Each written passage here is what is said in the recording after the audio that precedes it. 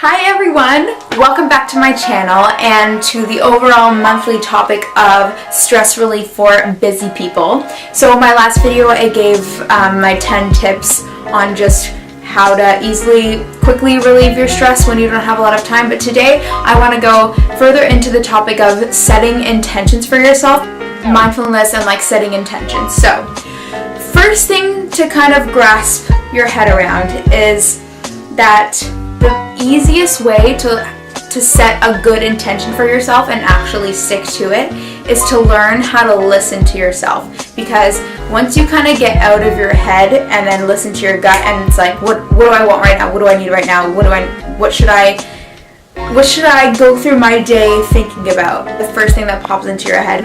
And another thing to wrap your head around is that self-care requires constant effort. It's not like a one-time decision where you think, I'm going to take better care of myself and I'm going to be happier and then that's it. No. Every single day you have to actively look for ways to feel good, and setting intentions and being a little bit more present, or at least trying to, is one nice way to do that.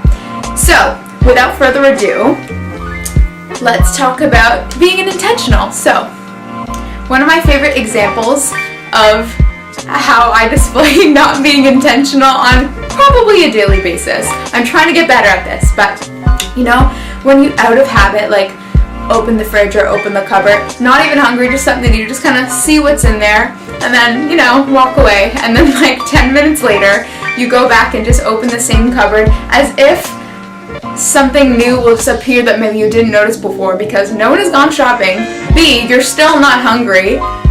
So you're just kind of doing that out of habit, not being intentional. You don't have a reason to open the cupboard. So basically, have a reason to do everything. Have a reason for picking up your phone. That's another big one. How often, I can't even tell you, do I open up Instagram for no reason, don't really need to check it, I've been on it not too long ago, and then I close it and I open Instagram again. I'm like, wait, I was just on there.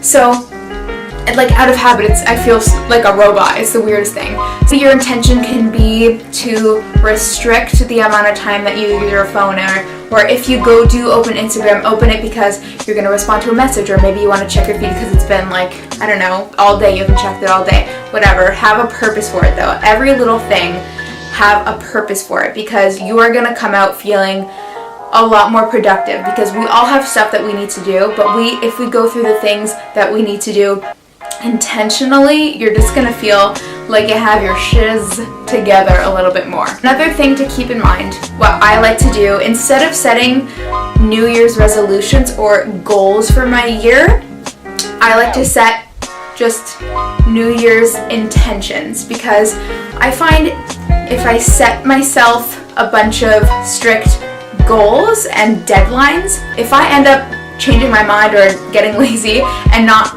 meeting those deadlines, I'm going to feel bad about myself when I don't need to, because I made those goals in the first place to feel better, and if I just end up not feeling good, then what's the point? So what I like to do is set a loose intention, something that I want to keep at the back of my mind as I go throughout the year. There are zero stakes, it's just something I want to keep in mind. For example, last year I read this thing online and it was just a little affirmation that said you are allowed to change, and for whatever reason that really resonated with me. So I was like, okay, that's going to be my New Year's intention. So for the rest of the year, I wasn't feeling pressured. I didn't say I want to try new things and try one new thing a month and make sure I do all these things and whatever. I was just keeping that in the back of my mind, and at the end of the year, because I didn't feel that pressure, I felt more free and open to explore whatever that meant to me. Really, being intentional is just it's a nice way of staying present, because you're always in the moment, you're doing something with purpose. Even if you have a long to-do list of things, I find I can kind of go on autopilot and just I want to get this assignment over with, so I'm just going to hammer it out. I'm not really home.